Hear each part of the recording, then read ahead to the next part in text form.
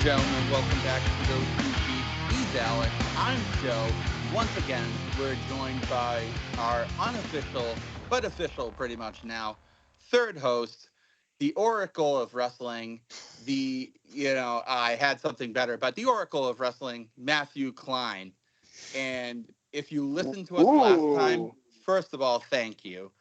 Second of all, we are in the midst of our Rushmore of wrestling picks and explanations, and this was fun last time. Mm-hmm. It was a great time. I had a blast. We way overshot how much we were going to get into it, I think, and it's my fault. No, it's not your fault. It was your fantastic idea that caused us to overshoot, and I'm here for said idea. So. I'm more than happy to keep going with said idea because I think it's brilliant. Absolutely, keep the train rolling. Yep. So, listeners, for those of you who didn't catch us last week and are wondering what the hell we're talking about, the original plan was to have a list of our 4 Mount Rushmore of wrestlers that, for whatever reason, were on our top 4 of iconic wrestlers of all time. Mm-hmm. We each were approaching it differently. I was going with these are the wrestlers that made me feel something. These are the wrestlers that meant something to me then, and I still have a soft spot for them now. I don't remember exactly why Joe and Matthew are going with their wrestlers. And we'll get into that, I'm sure.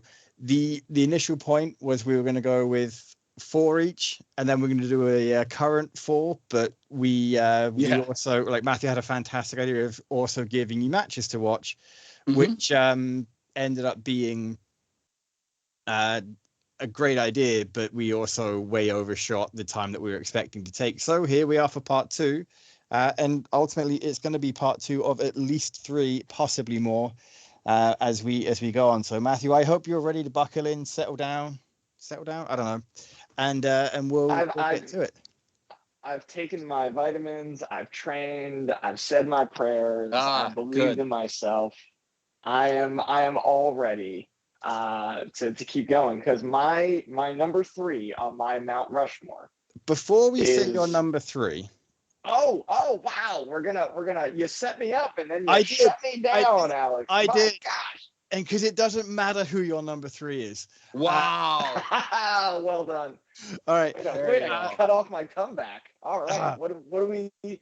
Oh, we have to review your homework, don't we? No. I was going to review... No, I did say who we all chose. Never mind. That was an awkward interruption, but sure. Let's go back. Oh, it worked, though. It was very well placed. It was very well done. But wait. I do... Since we're in a pause... So last week we had given a ton of recommendations for matches you should watch with the wrestlers we all chose. Mm-hmm. So Alex, in part, you were kind of our audience surrogate for some of this. I was. Have you had a chance in this madness to watch any of the matches? I have. What did you watch and what did you think? I watched I wanted to watch Ric Flair's Royal Rumble in '92, so I watched that. I also deliberately watched part of the earlier card, and every time I watch wrestling from, I say the before times, which is before I really got into it, I'm astounded by how technical it is in terms of there's I get like FTR said, no flips, mostly fists, and right.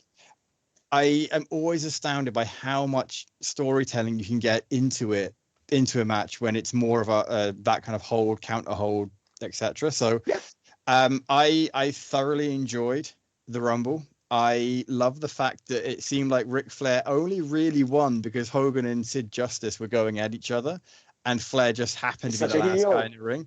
Such a heel. Yeah, I thought that was brilliant. I was like, there's no way, like, you're watching it, there's no way Flair's going to win this. He did the Flair drop at least 3 times. Yeah.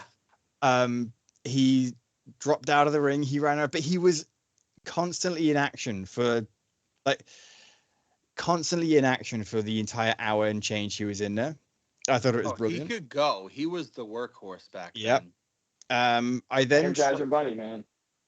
Oh, absolutely. And it was crazy to watch Flair then versus the Flair that you see 30 years later or 20 years later. He's still really good, but definitely you can lost at least 4 or 5 steps. He's a pop culture icon now, like more of Exactly. a persona. He is absolutely a shell of what he used to be.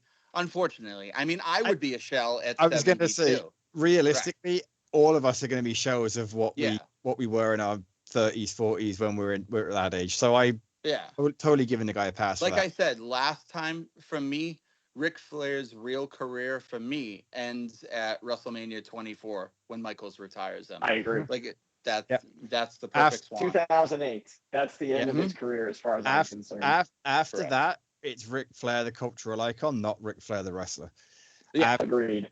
So I actually didn't end up watching any of the other matches on the card because I saw Bret Hart versus The Undertaker at SummerSlam 97.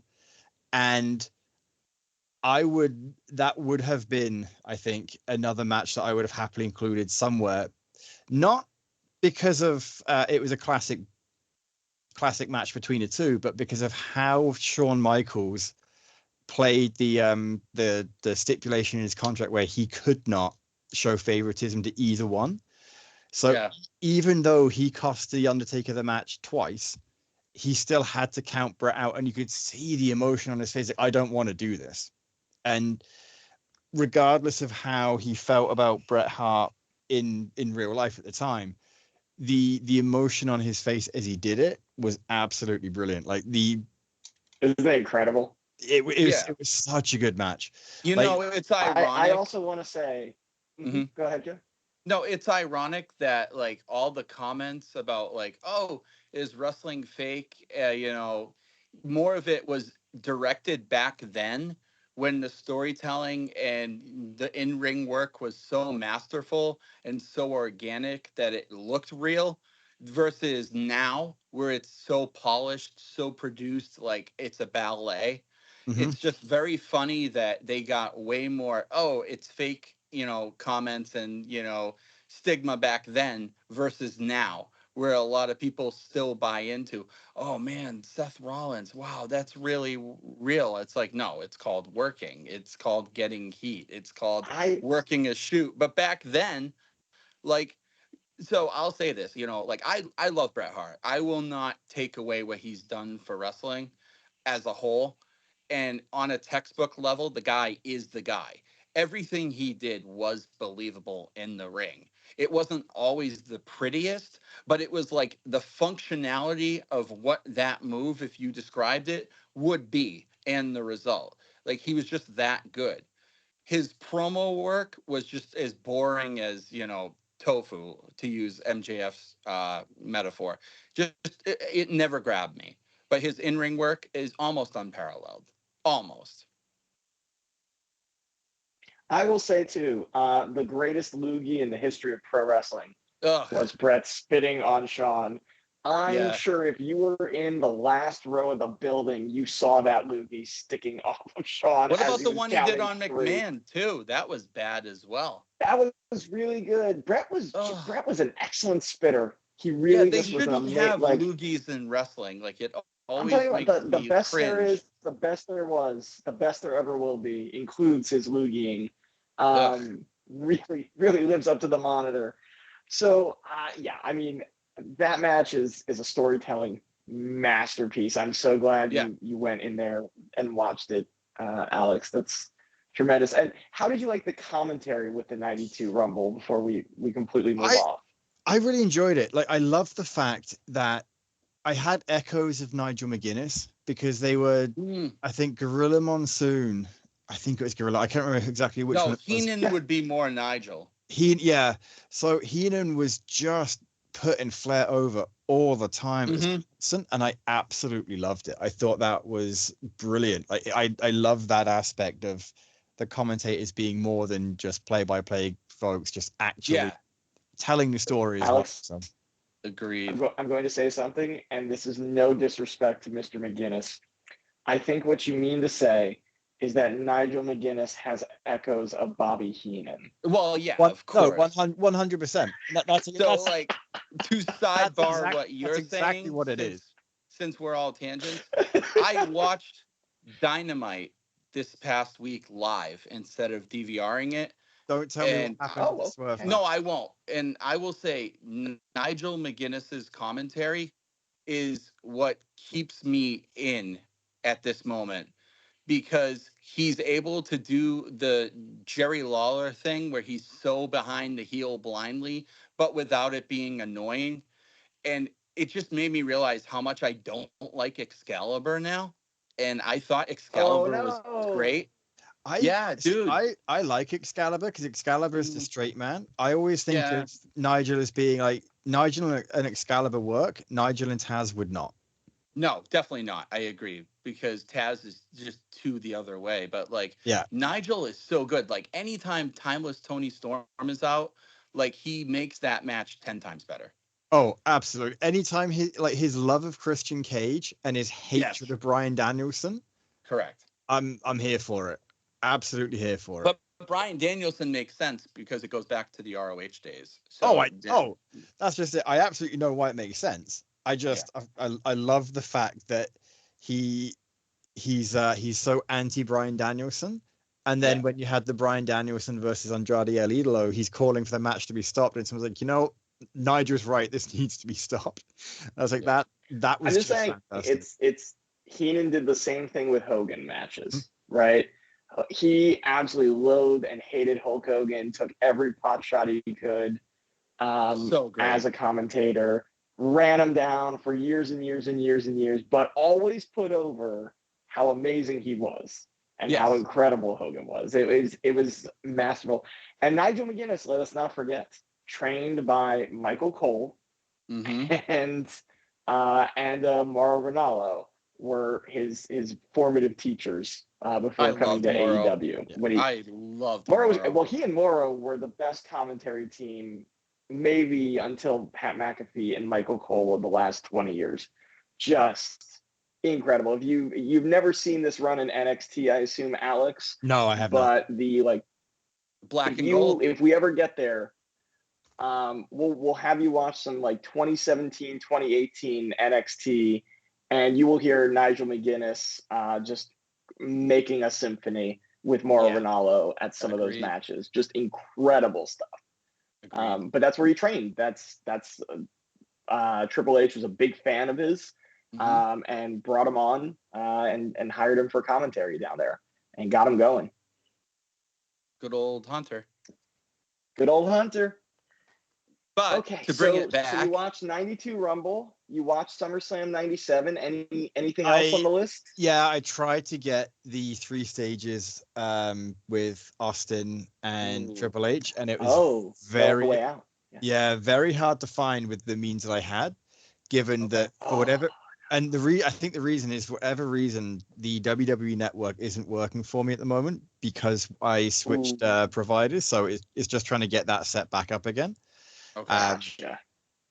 And that's not a big deal. So once I get that, I'll be able to find it again. So and then otherwise, it's just finding stuff enough of a match on YouTube to enjoy. So, but there's other matches in there that I've obviously watched and enjoyed as it was going through. So I Sure. didn't rewatch a lot of the stuff that I've already seen. But anyway, so now that we've tangented for the last 15 so minutes, Matthew, what is your third pick? Okay, so we're time for a comeback spot. You Yep. got your heat on me, and now I can have my comeback. You can have your So comeback. so my number 3, and let me be perfectly frank, I am separating art from artist here. Let's be very clear. But I think number 3 for me is going to be Hulk Hogan. So Okay. when you talk about people who were there to transform the entire business, when you talk about drawing power, when you talk about building the foundation that everybody who came after him built upon, it's hard to say Hogan's not on the all-time greatest list. Mm-hmm. How many WrestleMania main events? How many incredible moments? We talked about so many of them last week, even when discussing Flair, when discussing Taker, when discussing Shawn Michaels.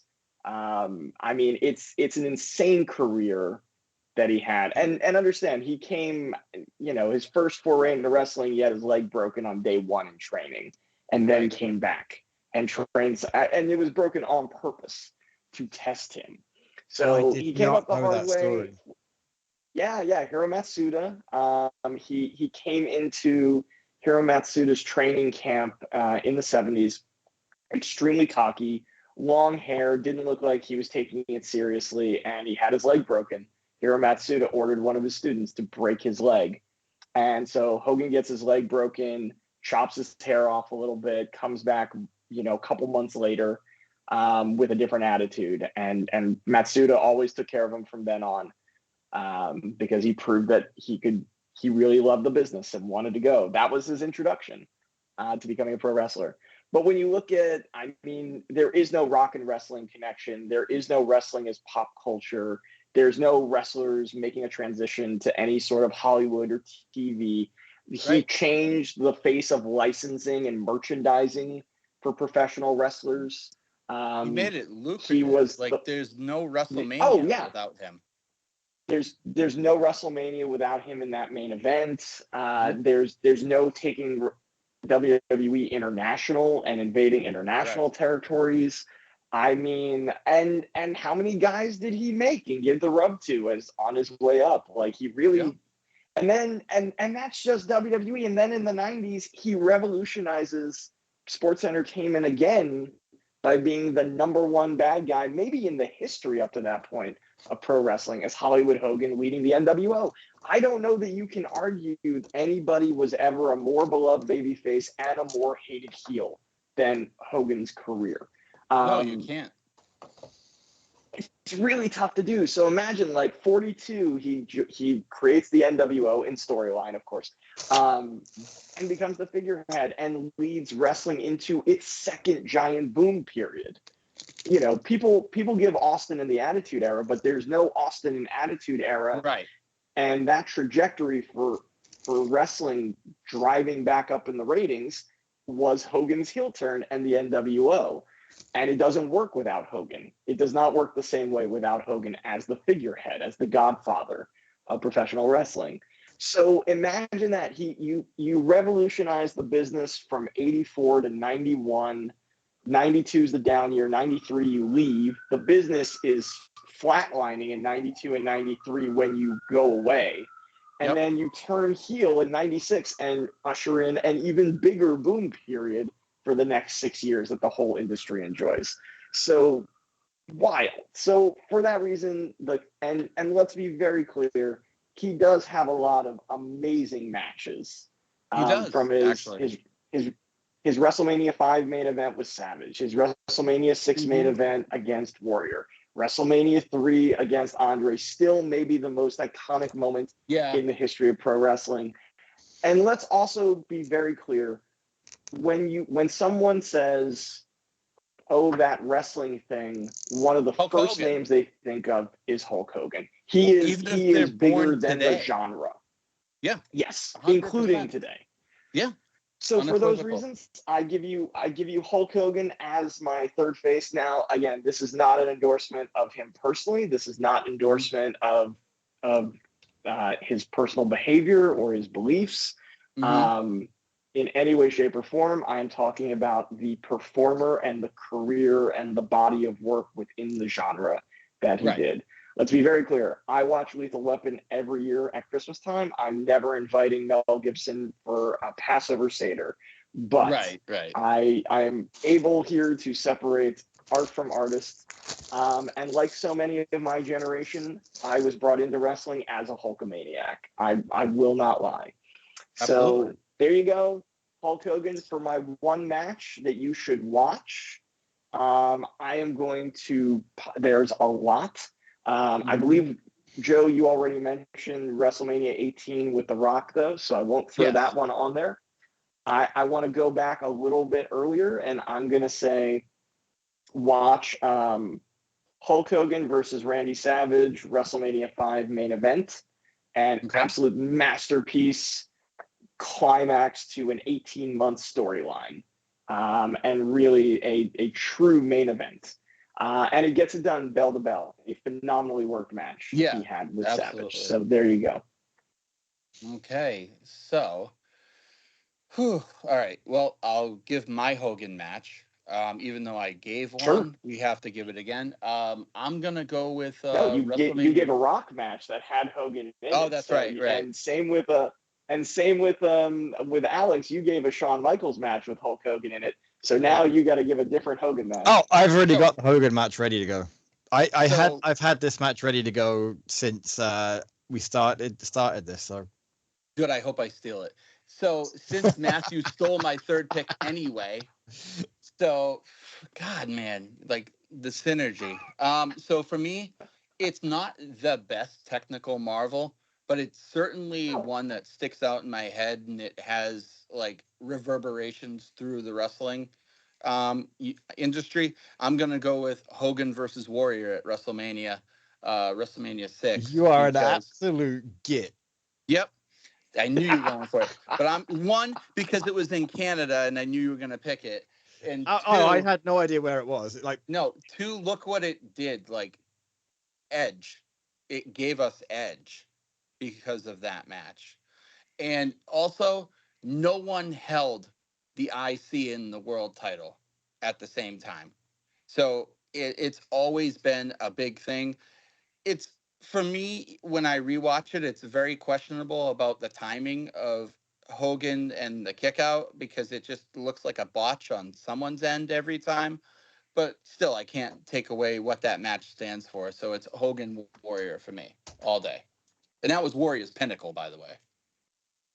And Hogan made that man. At the Of course. peak of his career, he Yep. made a guy.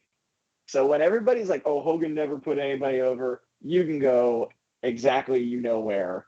That man in 1990 gave another guy the biggest rub possible, and led him to the best match of his career, arguably. So what do you got, Alex, now that Joe's taken your pick? yeah, so Joe took the pick that I had.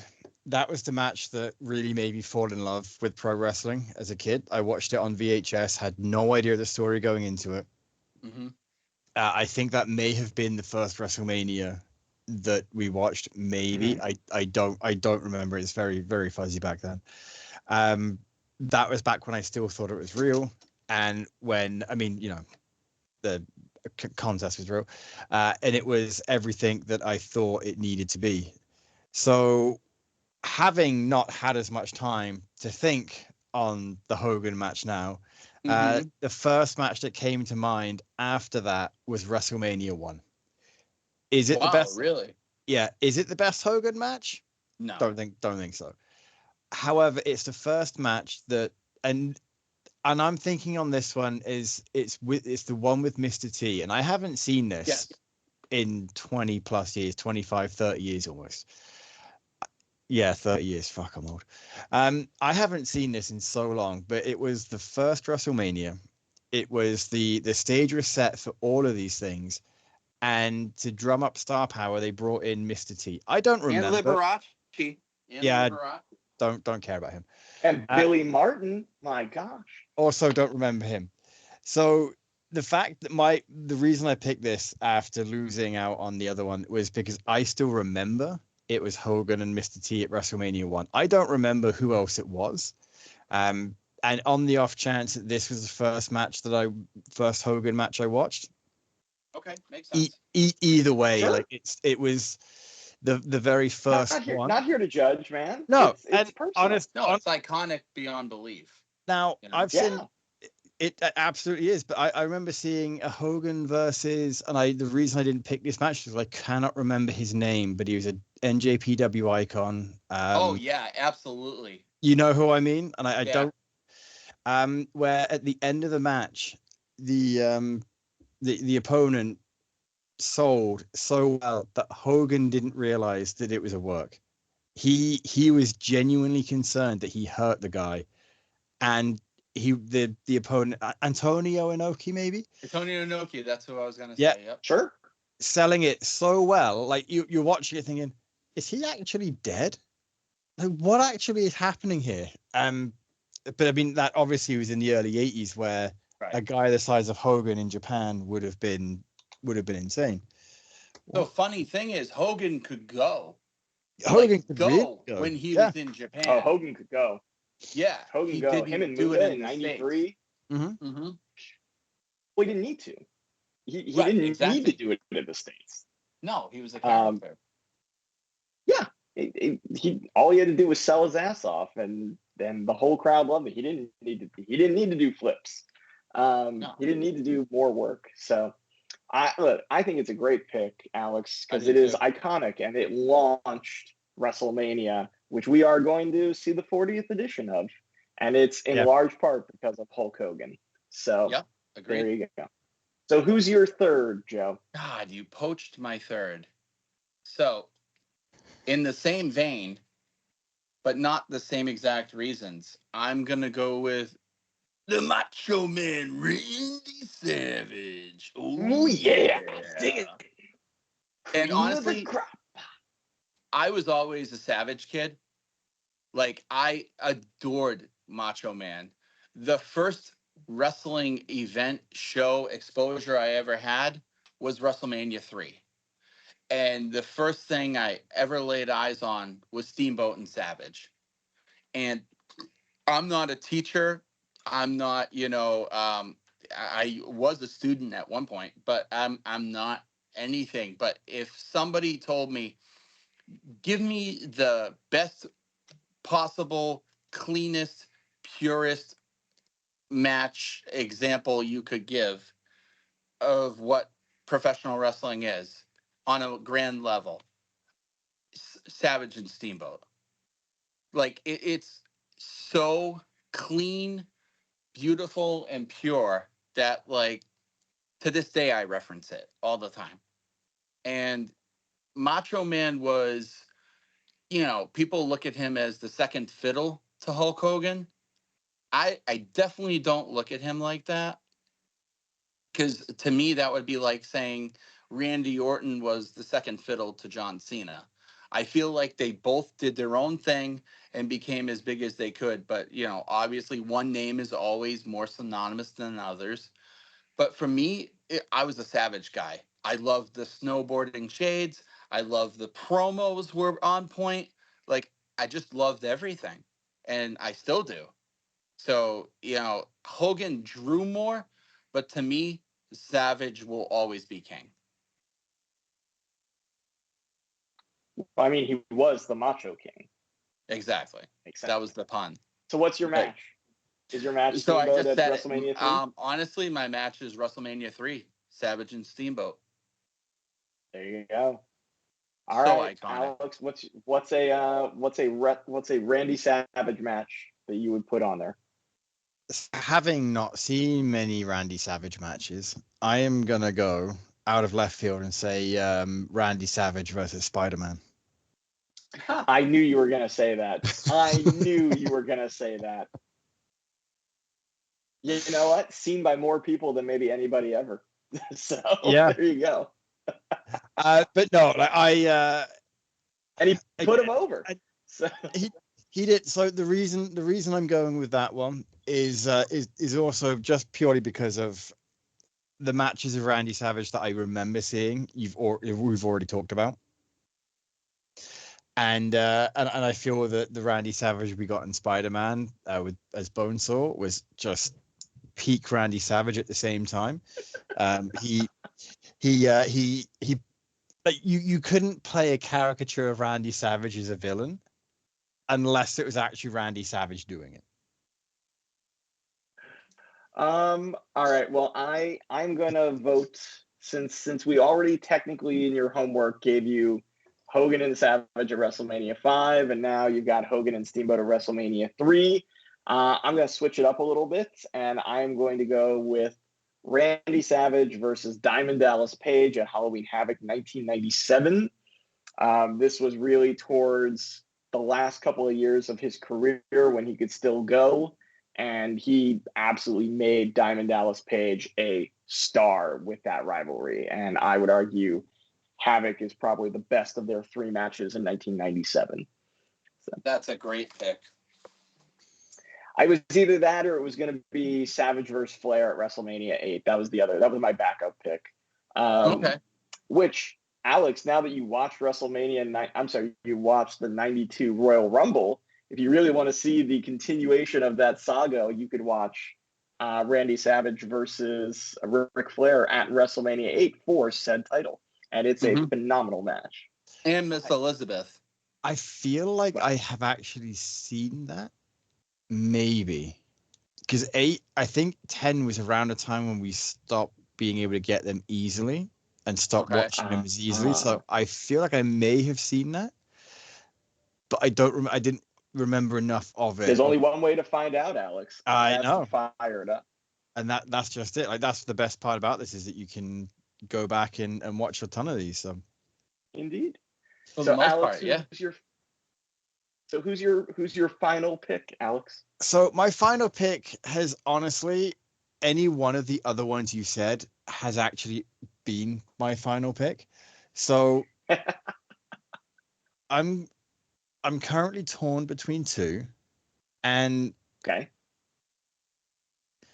Again, bear in mind this is a personal thing, and this is a wrestler that just there's no wrong answer. It's a safe space. Mine's better. This is a safe space, right? Yeah. This is a wrestler that has just entertained the shit out of me for a long time. I swear to God, if you pick my final pick, I figure no one will. I'll be livid. But go ahead.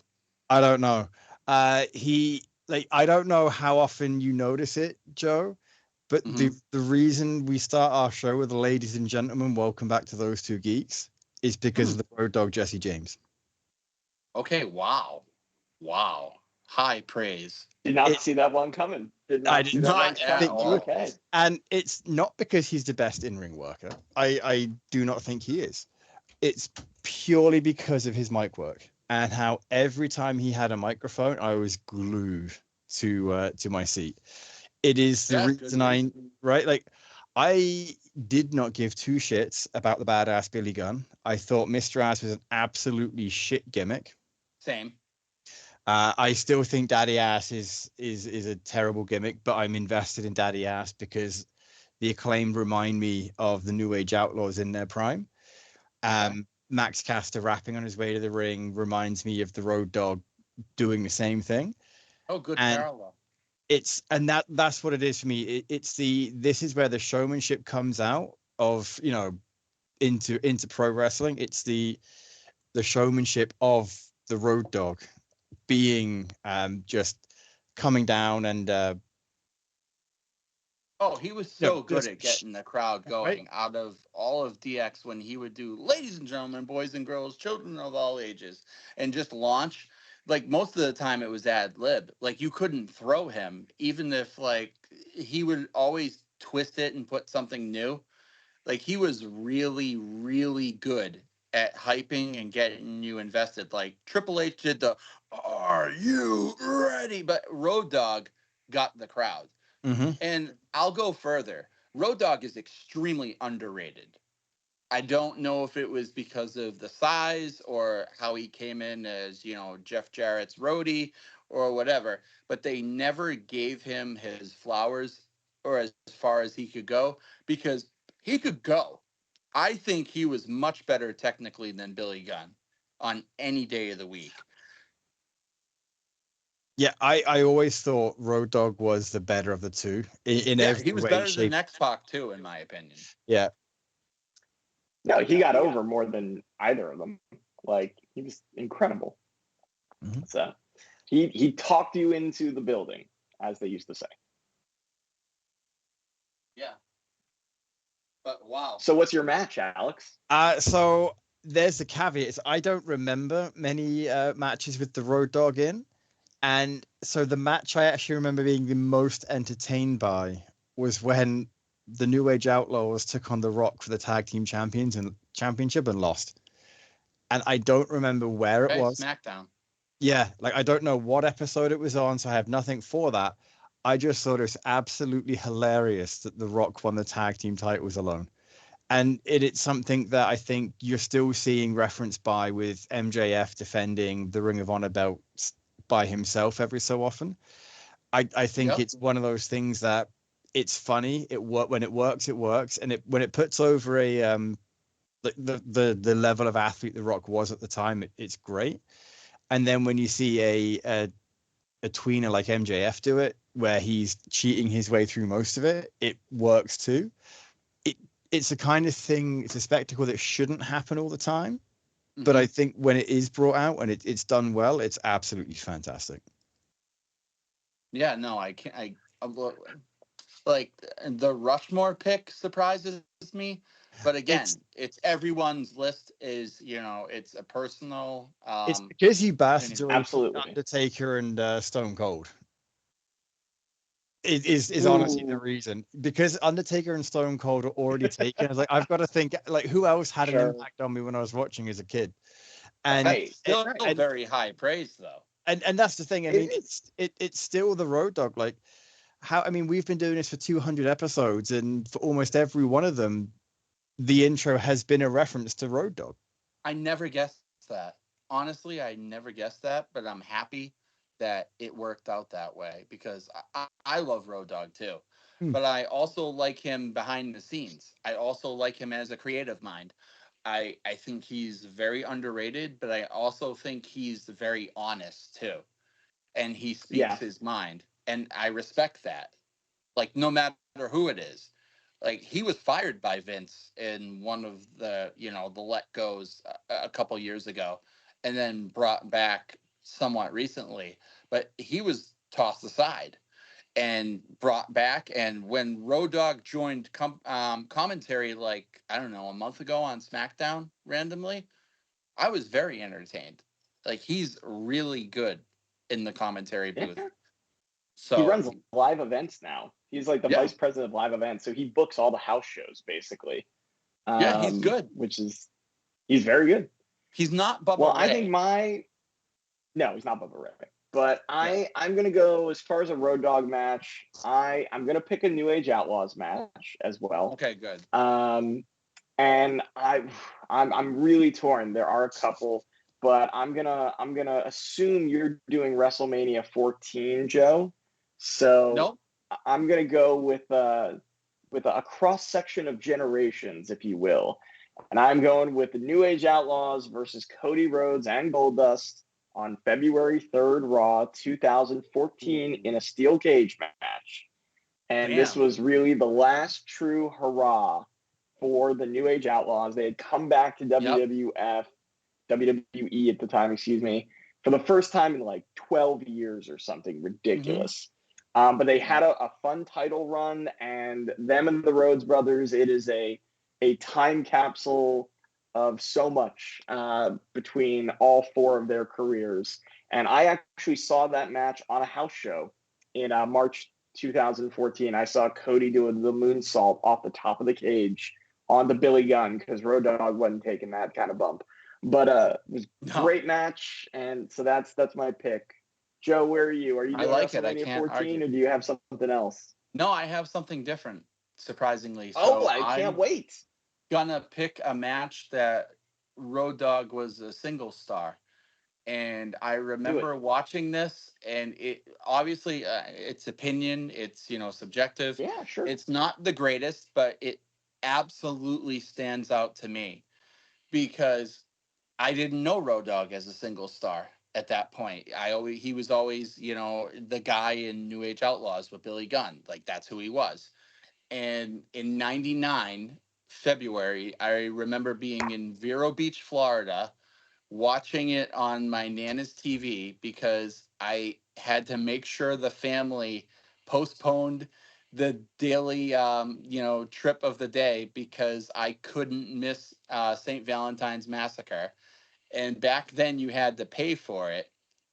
And my mom and dad were like, yeah, Joey really, really needs to see this show. And they were like, oh, how much? And it was like $50 back then. My grandmother was like, what? For a show? And I was like, you don't understand. So I'm going to go with Road Dogg versus Al Snow for the Intercontinental title. And I remember it just being like crazy.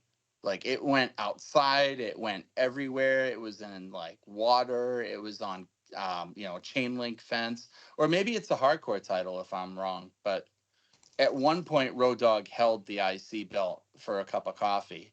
But regardless, I'm highlighting him as a single star because it was the first time I saw him and took him serious outside of a tag team as the other guy. And I remember being like, wow, he's good. Like, he's actually technical. You know, his appearance aside, that you wouldn't think because he wasn't as buff, he was really, really good. He was a good worker. So that's the match I choose. St. Valentine's Massacre 1999. I'm looking it up right now because I want to confirm. Yeah, Oh, it it's wasn't either. that St. Valentine's Day Massacre. Are you sure Yeah, he no, wasn't? it was Bob Holly versus Al Snow, and Road Dogg was on commentary for Okay, that no. match. All right, It so might have been the night afterwards it might have on been. Is there Raw. a hardcore title with Al Snow and Road Dogg around the same time? Uh, hang on one second. By the way, going to cagematch.com, it's a German run website, but for all you wrestling marks out there, it is the greatest encyclopedia in history. I just assumed you had this knowledge inbuilt in your mind. So Well, I knew that. I thought I knew it was Al Snow, Bob Holly, because they go into like the Mississippi River was the big Yep, you're gimmick right. You're in right. that You're right. match. Yep. But I wasn't sure. So it's the match I think you're thinking of. It's Raw is War, December 29th.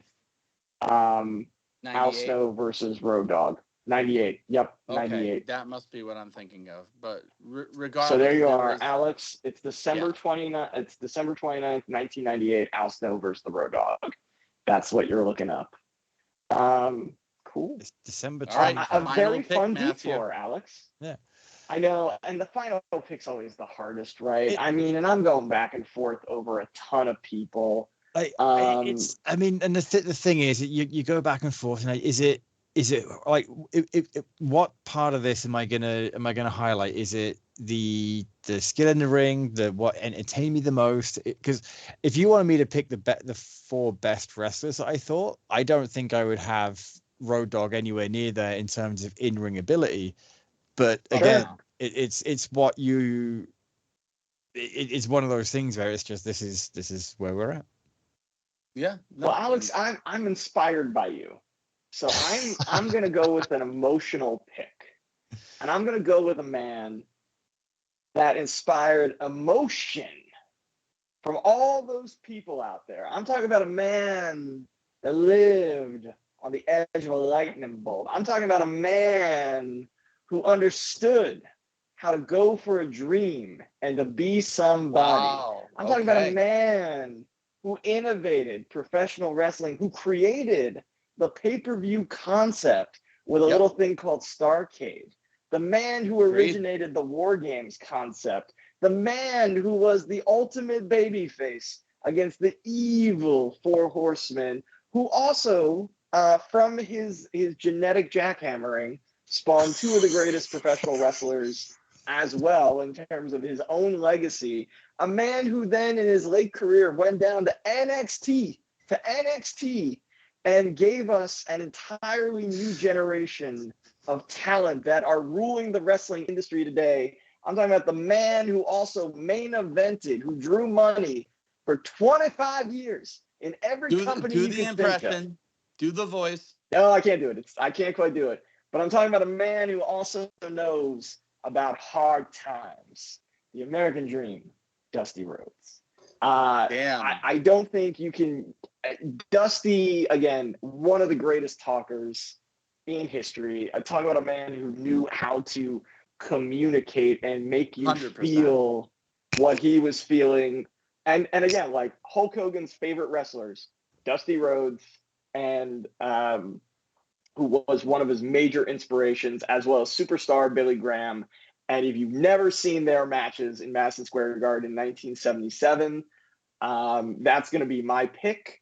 Is Dusty Rhodes versus superstar Billy Graham. I don't care which match you watch; they're all Damn, freaking great phenomenal. They're absolutely incredible, and that was actually what made Vince McMahon want Dusty Rhodes to be the guy that expanded his territory and to take over the world.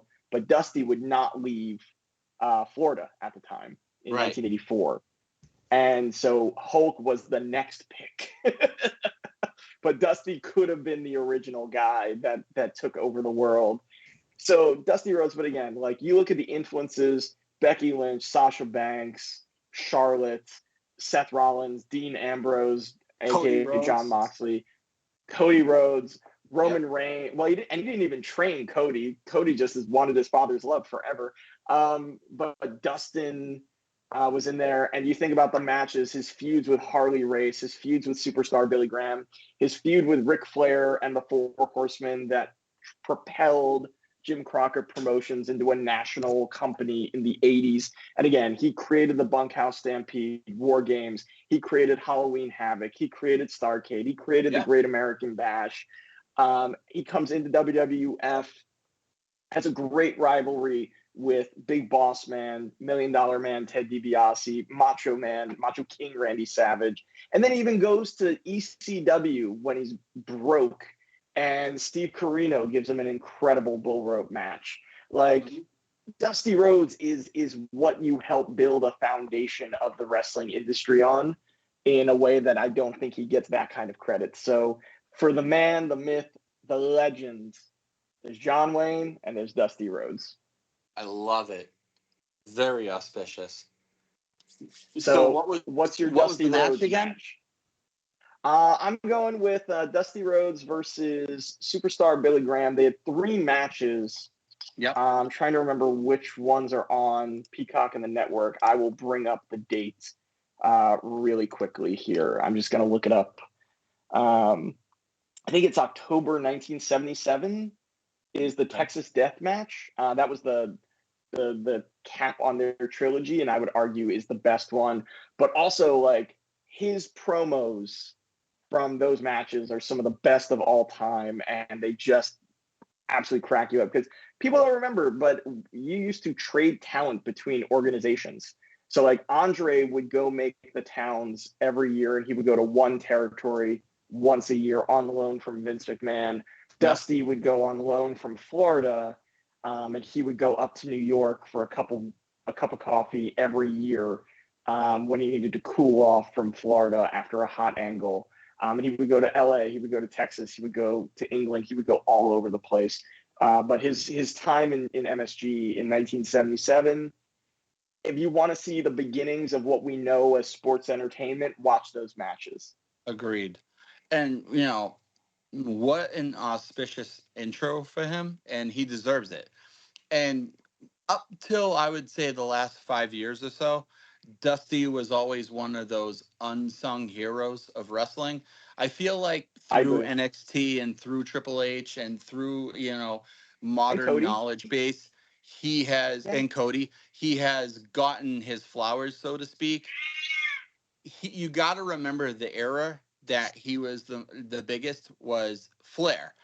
And without Dusty and Sting, but pretty much Dusty to start, there is no Ric Flair as you know him. Dusty brought out the best in everyone, and he was, when you say a white meat baby face, he was the epitome of that. He was the blue collar guy before Stone Cold Steve Austin without being that way. But he also had swag. He also had swagger because he was keeping up with Flair in real life and outside the ring. Like, he inspired Flair to get into the business. Yeah, Dusty Flair would Rhodes show up in a Flair. fur coat. Dusty would show up in a fur coat that was more expensive. Like, I mean, just so good. They bought the same houses on the same blocks. Yep. Who could get the bigger house? But also, like, Ric Flair wanted to break into the industry as Dusty Rhodes' younger brother, Ramblin' Ricky Rhodes. That is a shoot. Ric Flair has talked about this multiple times. He was Dusty's bag boy in the early 70s. He wanted to be, because Dusty Rhodes was in an extremely popular bad guy tag team and a heel tag team with Dick Murdoch called the Outlaws. And so, which is where New Age Outlaws come from, is from Dusty Rhodes and Dick Murdoch. So they are the New Age Outlaws. Makes sense. It was, and so Dusty Rhodes was Ric Flair's favorite wrestler, and he just wanted to be like Dusty Rhodes. And even, like, Ric Flair will talk about, like, he ate to gain size so he could look like Dusty's brother, basically. And he wanted to be Ramblin' Ricky Rhodes, and Dusty told him that was the stupidest thing he'd ever heard. Right. to focus on being Ric Flair instead. Well, And so again, there's no Ric Flair without Dusty Rhodes. There's no Hulk Hogan without Dusty Rhodes' influence. correct. Like it is, Dusty is a true sun that shined a light on everybody. And even from a Really did. creative standpoint, like the Dusty Absolutely. finish is because of him.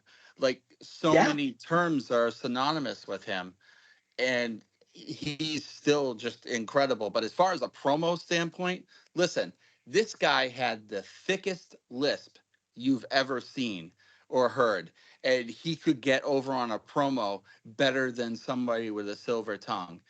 I watched Cody do a interview with somebody within the last couple months, and he said his dad told him when he was nervous cutting promos and wasn't really good at it, he said, "Go to the grocery store and cut a promo on the produce." And he's like, "What?" Yeah, no, And he's famous for that. yeah, he's Like like, there's a "Go lot of cut NXT stories about that. Yeah, he's like, go cut a promo on the produce. And he's like, what are you talking about, Dad? Like, how do you do that? He's like, ooh, lettuce. He's like, don't get me started on lettuce now. And he's like, and when you bring in the carrots and you bring in, he's like, and he's like, my dad would crack me up, but he would do it. And it loosened him up and helped him get better. But one of my favorite Dusty Road memories is very few people go into the WWE Hall of Fame with grace and with an ability to make you just stand up and give an ovation, even if you're at home. Because most of them are eye rolls or they're way too long or whatever. But Dusty Rhodes' induction into the Hall of Fame, when he said the line, I have eight, no, what was it? I have 8 porks and beans, and tonight I dine with kings and queens. Oh And yeah, then he left it's a it. great callback. Did you Yeah. ever see the original promo for that? Yes. And he left it, but he knew how to leave it and just captivate you. So I can't argue with your pick. He wouldn't have been mine just because, again, I think I'm, like conditioned to pro wrestling in a certain sense.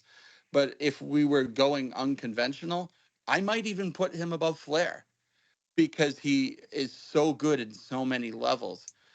And he also gave so much back and And he gave truly great gave. matches. Like he Yeah, had some incredible matches. 100%. Just some all time classics out there. So what's your match though? You talked about the Hall of Fame, but what's your Dusty Rhodes Um, match? Flair versus him at Starrcade where he won the belt. Wait, you mean where he quote unquote won the belt and then had to give it back the Yes. next week? One of the original Dusty finishes was Starrcade '85. I But love he that knew match. the I business love that. so well, and he was willing to do what would make the business better and those around him. He honestly, I never met him. It's one of my regrets because I've been very fortunate enough through my channels to meet so many wrestlers. Dusty Rhodes never seemed like the kind of guy to believe his own hype. He never seemed like the kind of guy who was too big to put somebody over if it was right. And just, NXT, you have Adam Cole. Yeah, you had him in Ring of Honor, but you have all those breakout stars because of him. And Sasha Banks owes her 100% career to Dusty Rhodes. Bailey too. Bailey owes him Agreed. her, and they're very open about it. It's Yeah. his tutelage. Bray Wyatt, he was Yeah. there for the birth of Bray Exactly. Wyatt and Wyndham Rotunda. He was there for Big E and Xavier Yep. Woods and Saraya, aka Seth. Paige. Like those they're all Dusty's kids, Yeah. as they will call themselves. And Charlotte, there's no Charlotte without Dusty Rhodes. Yeah. And No way. he helped her tremendously. So like again, everybody running the wrestling industry today essentially was under the tutelage of Dusty Rhodes. Yes. 100%. I agree. And He if you is. think CM Punk didn't get some knowledge from Dusty, you're out of your Oh, of mind. course. Of course. He even talks about it. But, like, so you just said something there, your last sentence.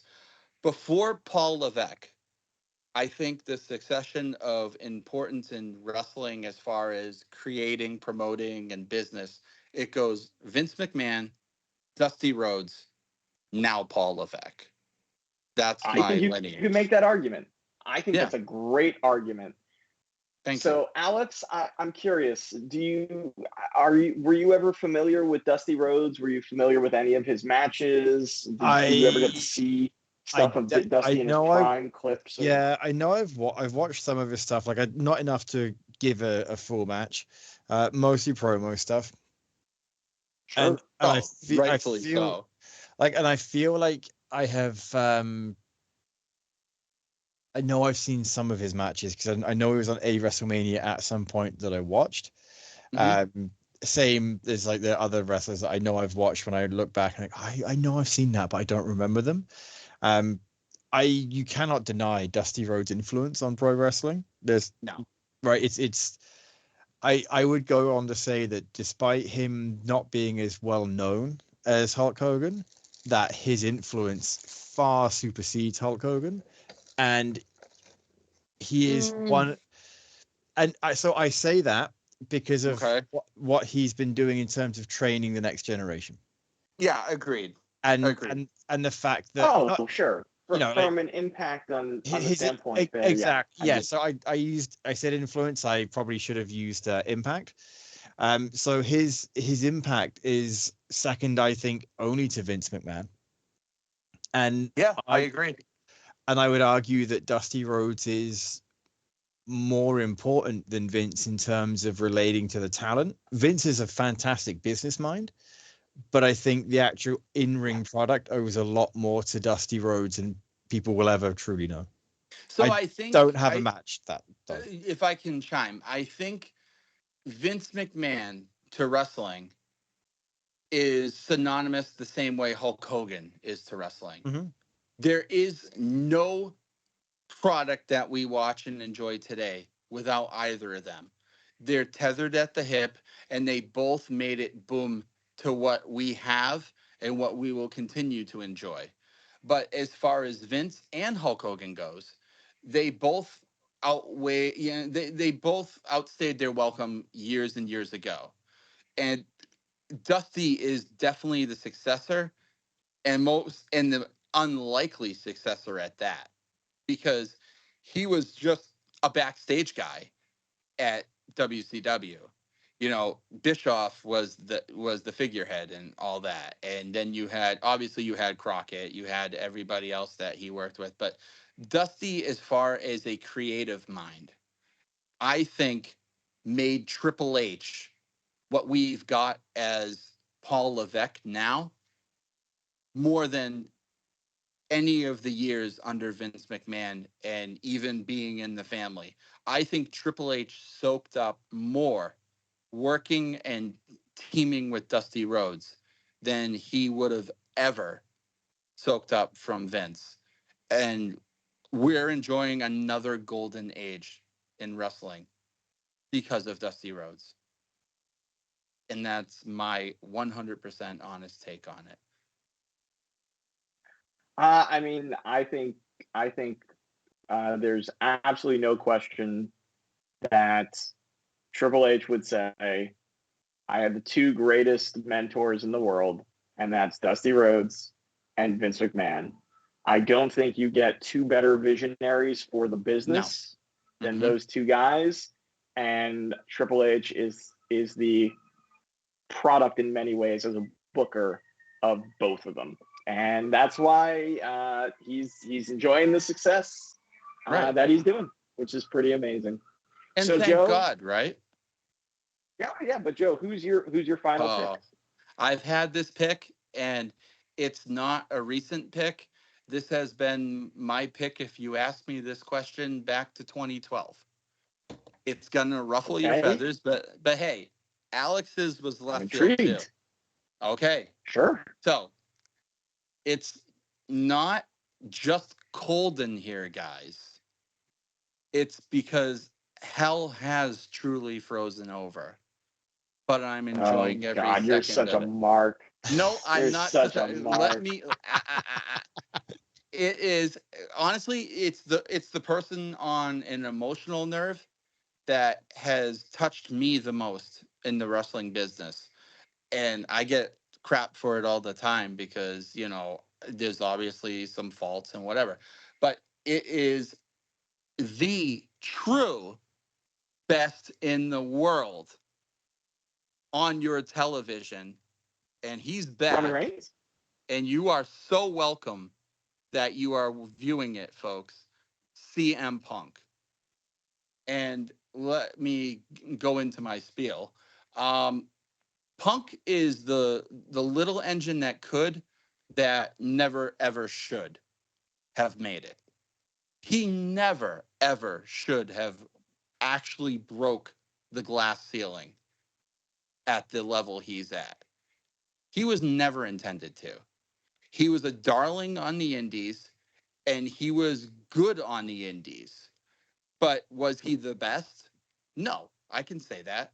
If you look back at that roster of ROH when Punk was reigning, you had Samoa Joe, you had Brian Danielson, you had Claudio Castagnoli, you had a bunch of other people that honestly looked more like the quintessential professional wrestler, and you would have thought went further. And Punk never beat Joe, which is why I loved the dovetail in AEW was the white whale that finally got rectified. But Punk never should have made it. He came in as an extra on John Cena's car in Chicago. And then he went to OVW. And then he came up, he went through ECW. And then he debuted, ironically, with DX at Survivor Series, probably very reluctantly. And if you look at Punk, even now, put his physique against 80% of the roster. He's not the guy that you're like, oh, yeah, okay, I see him as the figurehead. He's not. But what he is he knows his strengths and he knows how to connect with an audience. I mean, it's weird. You're like, why am I rooting for this guy who is quite obviously a dick? But he has this magnetic ability about him in almost, a Charles Manson like way, but not in a bad psycho way. I'm just saying in a magnetic way. And he can go in the ring. He's always been able to go in the ring. So when he dropped the pipe bomb on that Raw that finally got him recognized after all those years, he truly was when he's like, I've been the best since day one in this company. He was. He honestly was when he came. He just wasn't given the shot. And he didn't need scripted promos. He didn't need gimmick changes. He didn't need advice. He was already there before he walked in the door. And he was reviled for it because he was so confident in what it was. People were like, no, step aside, kid. And if it wasn't for Paul Heyman, he wouldn't be where he was. But for me, he's the guy. I love Stone Cold Steve Austin. I love Triple H. I love The Undertaker. But Punk is wrestling for me. He's the guy that has invested me more than any professional wrestler in my lifetime, including Hulk Hogan, who I met backstage before, including The Undertaker, who I met out of gimmick in 1991. Like, Punk shouldn't have succeeded, but he just kept banging his head against the wall until he did. And he did it Punk's way. He didn't compromise. He didn't, fake it at that point when he got where he was. And to me, that's inspiring. That's incredible. Like, in my opinion, maybe as a mark, Matthew, Punk should have been the main event of WrestleMania the year The Rock came back. He was on a 434-day run He was on a tear. He carried the company, and he had to play second fiddle to what? Out of that year, 10 pay-per-views, he wasn't the main event. But in my eyes, he was. And I'm sorry, that was a very long monologue. Well, it all comes from a place of passion. Very and much. that is what our pro wrestling fandoms are all about. It is a silly form of entertainment with near naked men and women pretending to be in some kind of combat with each other that brings in nothing but soap opera. And yet it arises in us a great passion and enthusiasm. And that's what it's all about. There are no wrong answers, except maybe Joe's. But only mine's the right one. There you go. But no, it's been a lot of fun going on this journey with you two. Yeah, absolutely. So what's your Punk match though? Oh, it's 100. There's two at the top. You only get one. Right, and I'll give it to you in a moment.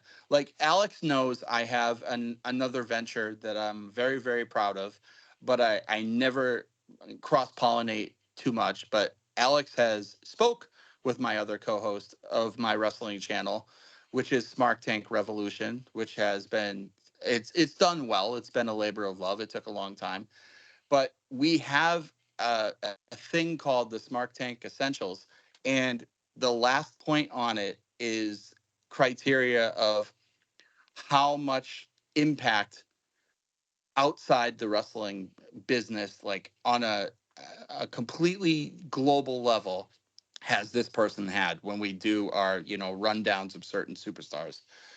And for me, Punk is a needle mover. He's in the WWE because he is a needle mover. And this will be the year he finally proves this. And I told both you guys, people were like, oh, no, he'll never go back. Never, never, never, because so much bad blood. There is. A lot of people hate him. But you can't deny the fact that he's a needle mover. And in my heart of hearts, I know there's only one way CM Punk would have ever went back. And it probably was right at the top of the contract. It was a guaranteed main event of WrestleMania, the last match on the card, whether it's night I'm just one saying, or night two. The amount at the bottom of the contract probably didn't hurt either. Oh, I'm sure, for sure. But the man did spend a few $1 million in legal fees from people suing him. So and he didn't make a lot of money on those MMA fights that he got his ass kicked in. So I'm sure few $1 million is not unwelcome to him either, at this stage of it. But in fairness, is a few $1 million unwelcome to anyone? No. Exactly. And that's a few $1 million before the merch sales that he gets a cut of. So yeah. He's the number one merch in WWE and AEW. He was. Cody keeps usurping him at the arenas though. Cody is still the biggest merch seller at the arenas, and he and Punk keep going back and forth now on WWE. So it'll be interesting because those are the two guys, right? Those are the two that we're looking at as the potential main eventers for WrestleMania 40. So we'll see. Well, they're your main eventers for night 1 and night 2, respectively. There's no way you job Cody 2 years in a row. The guy is your ultimate company man. Like, give him his bone. We're gonna find out, y'all. We're gonna find out. I'm not gonna lie. I kind of hope it does happen, because at this point I'm here for Roman's ridiculous title reign with no defenses. I'm kind of enjoying it. It's pretty amazing, isn't it? Yeah. Well, I'm enjoying Alex, the anger from it. I'm not gonna lie. It's the anger that I like more of anything. My buddy Donnie, it's so good. Alex, chance 4 more years, like it's a presidential term. I'm like, even I love it. Am ready to get off the bloodline train. So here's the thing. I can see it going longer than Hogan. No. because of exactly what Matthew was Because saying when he was they want to erase that record. They want exactly. Roman to have that record and not Hogan, right? Yep, So that's suddenly, exactly he it. keeps it until maybe it's SummerSlam that he loses it instead of Mania, right? Yep. I don't know. No. Where's the Rock in all this? The thing is Rock coming in? I can see Cody winning the match at Mania by DQ. So he technically wins, but they finally catch the Bloodline cheating, and that's where the story goes for Bloodline at that. What if they do the Dusty finish? What if they do the Dusty finish where he wins it, quote unquote, wins it in night 2, and then the next night has to relinquish the title back to Roman? Oh my god! Because they go to replay and they find out that he cheated by using the belt or some BS like that. No, Dad would love it. That would be so poetically brilliant, because you would give people the moment on the card, but then in the long run, it wouldn't matter. Oh, I would love that. You give Cody the moment this time around. But that's give just Roman a break. You would give Cody the moment, and you would still give Roman the break, because he would still not show up for a few months anyway, because it's Roman's time schedule. Right. So you can't say give Roman a break. He hasn't done anything since when? SummerSlam? Saudi Arabia. Yeah, pretty much. Saudi Arabia, yeah. What's it called? Against LA Knight, who they're just absolutely I'm so mad. But okay. Last thing I'll say before I give the match, so we can all close out strong. I have been right about so many things recently on this podcast, and I'm going to predict one more. Okay? So hold on. CM Punk, again, I said no way in hell he comes back without getting the last match at WrestleMania. That was always his grail. So he gets it. It will be against Seth. I feel Punk will win the Royal Rumble by hook or by crook. He'll win it. It will be Seth. I don't know if it's night 1. I don't know if it's night 2, but let's face it, Roman is probably night 2. He's the biggest thing. Punk wins. He beats Seth. Beats him clean. But my prediction is Damian Priest beats Punk immediately. And why? Because Punk has to pay his dues. He wants to prove he's a company guy again. That's the way to do it. You give him what he wants, and then you also give what people need. And I think that will happen. You save this recording, and I will be right in April. But the match, easily, it's one of two, and Matthew, you'll probably agree. But I would have to say, if I was, gun ahead, it's got to be Money in the Bank 2011, Punk versus Cena, blowing the kiss, hopping over the guardrail. I've watched that match at least 30 times, and I've never, ever heard a crowd or an atmosphere the way it was for CM Punk. And just that match, when I watched it live, knowing what was going on, kayfabe and behind the scenes, I was never more nail bitten, because I was like, there's no way Vince is going to give it to him walking out the next day, because there was no indication he'd re-signed. So I was like, he ain't going to beat Cena. It will be something. And when he beat Cena, it was like unbelievable shock. And I was elated. But then when he called Del Rio to the ring, I was like, yep, there it is. That's it. And then when he kicked Del Rio and hopped over the guardrail, I was like, no way. They did it. They absolutely did it, and left you on like the biggest cliffhanger of all time. And you're right. It was an absolutely brilliant creative decision by Vince. Yep. And then the next day, there was the photo of the WWE title in Punk's fridge, which was amazing. So great. So great.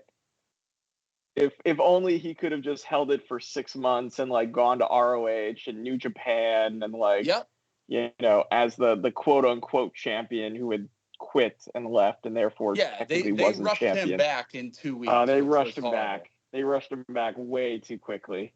Mm-hmm. But nonetheless, we will always have that photo of the championship in the fridge from 20 minutes after the match ended. And the appearance at Comic-Con. The appearance at Comic-Con the next week where he interrupted Triple H during, I think it was like a Mattel panel. Which was great. Yep. And that was a taste of what we could have had for 6 more months. Alex, I assume you're gonna pick an AEW match on this one, right? The MJF dog collar match. Ooh, good one. I knew it. I knew that's where you were going. Yeah, because AEW, like to what Joe was saying about Punk earlier being a draw. Mm-hmm. It's funny because one of the reasons I started watching AEW was because of Punk, despite never having watched him in WWE. And it was like, oh, well, this guy, I'll watch him. Joe goes on about him all the time. My friend at work goes on about him a lot. I'll give it a shot. And I watched it for a bit. He wasn't around long, and I've just kept watching it. Is Punk going to be the reason I watch WWE? Maybe, but I think at this point, it's more a case of now that I'm more invested in everything, Punk is the reason I'm stopping watching wrestling, and I'm now just following the updates and the things on YouTube as opposed to watching full shows. Wow. Which is ironic because I've realized over the last few months that my backlog of TV shows that I want to watch is insane. Why do I not have time to watch it? And then realize it's because I'm dedicating 8+ hours a week to wrestling in addition to what else I want to try and watch. So because you're making the right choice. Yeah, am I though? Because I really want to watch Slow Horses, and I haven't found time to catch up on to finish season 3 yet, or start season 3. Listen to that title alone. You are making the right choice. Wrestling is greater than anything else. Period. So you know how you were saying you're right about so many things? I am. Even a broken clock is wrong most of the time. And I was going to say even a broken clock is right twice today, and this is one of the moments where you are far from right. I love wrestling; it's great, but I would. There are many things I would rather watch other than that at times. Okay. All right. All right. So Matthew? for me, what's my match gonna be? So many options here. I could do Undertaker at WrestleMania 29. I was there for that one. I could do Punk versus Hardy at SummerSlam 2009, which was pretty incredible. Mm-hmm. But I'm going to go back to OG CM Punk. I'm going back to the Chick Magnet. I am going to go CM Punk versus Samoa Joe, the second match, the 60-minute draw, from October 6th, 2004.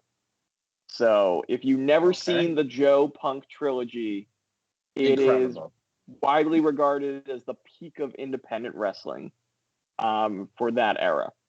And it was it was not even a year before Punk would sign with WWE, and he did the incredible Summer of Punk, where he literally signed his WWE contract in the ring on the ROH and then on the ROH title, and then wrestled a match that everybody knew he would lose, and he won and kept the title hostage.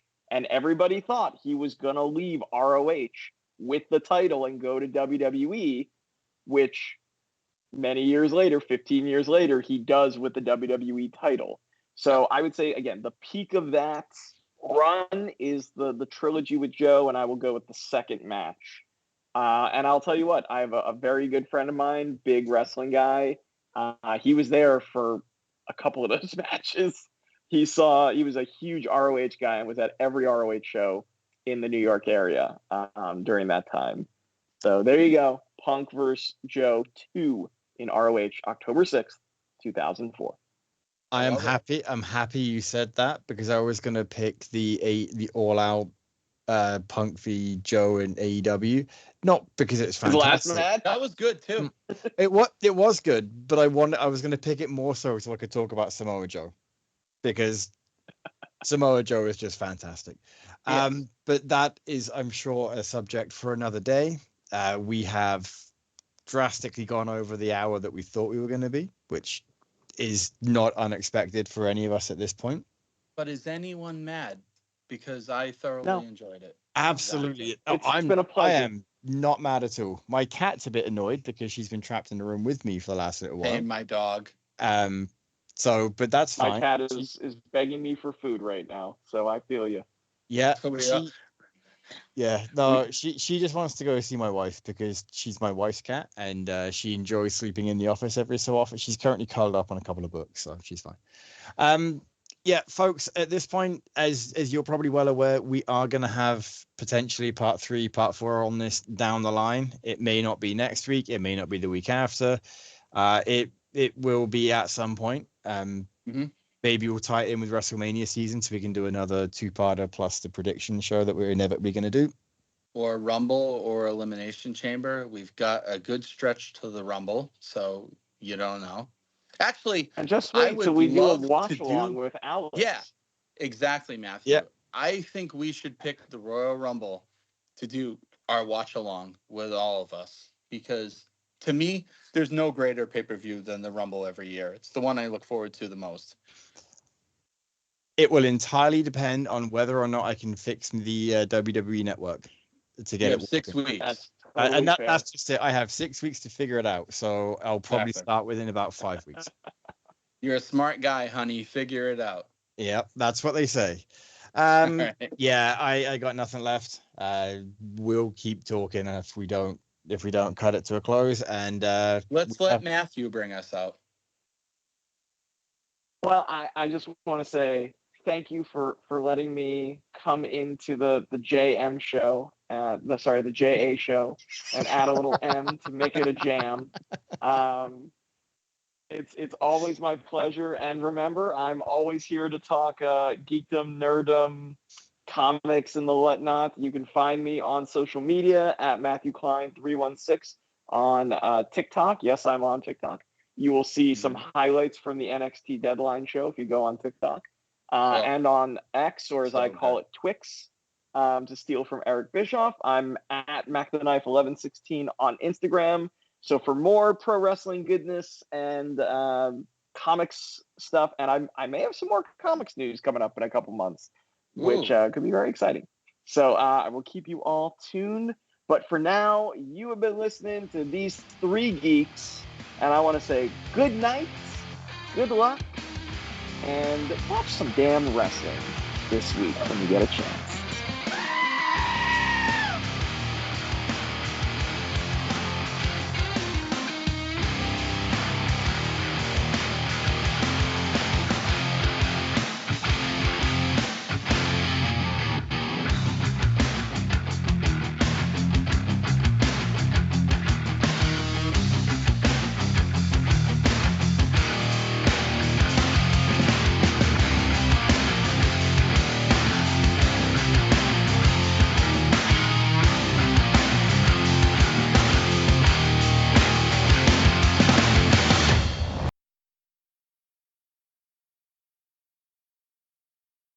Hey, thanks for watching the previous video from Graphic Policy Television. Just by watching, you help support our site. Thank you so much. Now, if you're watching these videos, you probably care about geeky things like movies, television, comic books, toys, games, video games, you name it. You can go and subscribe right now to our YouTube channel to stay in touch and catch all the new videos, or check out our website at graphicpolicy.com. There's a nice link on this end of the video. But as always, thank you for watching. Keep on rocking and keep it geeky.